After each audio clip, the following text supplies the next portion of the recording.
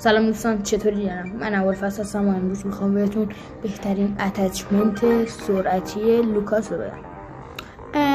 اگه میخواین این اتچمنت سرعتی رو بگیرین نه اینجا قرار نیست اینطوری باشه.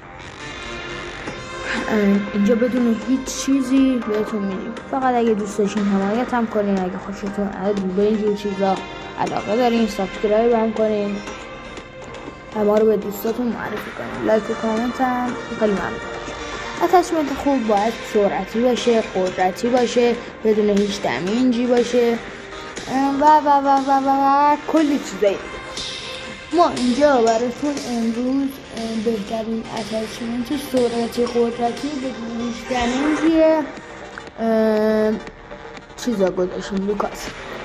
مثلا انقدر من از این اتچمنت مطمئنم که اگر به غیر از این 3-4 موردی که گفتم دمیج داد، من 80 تا سیپی برای اون شخصی که آورده فیلم گرفته از اون یه صحنه براش واریز می‌دم. دمیجش چطوری؟ توپا بزنی، خیلی بالا پایین بپره، بزنیش پایین تنش باشه، اونجا هم دمیج میخوره، رو هوا بزنی، تو بدنش بزنیش دمیج میخوره. فقط یه طور دمیج میخوره رو هوا، اون که بازی اونطوری هست که خیلی میره رو هوا، پرشش خیلی بلنده، اونطوری دمیج رو میخوره. من حالا میرم یه دست دوئل بازی کنم تا ببینید. من اینجا ویدیو رو استوب کنم تا یه نفر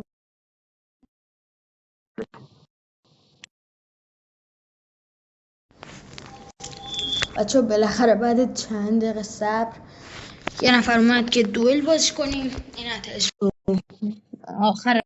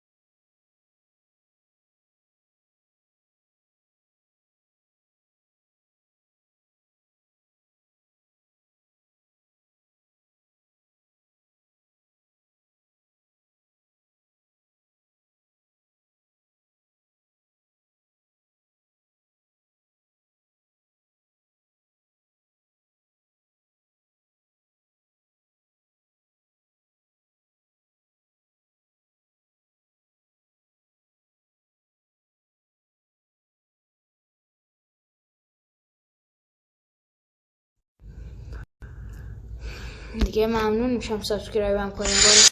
با میگم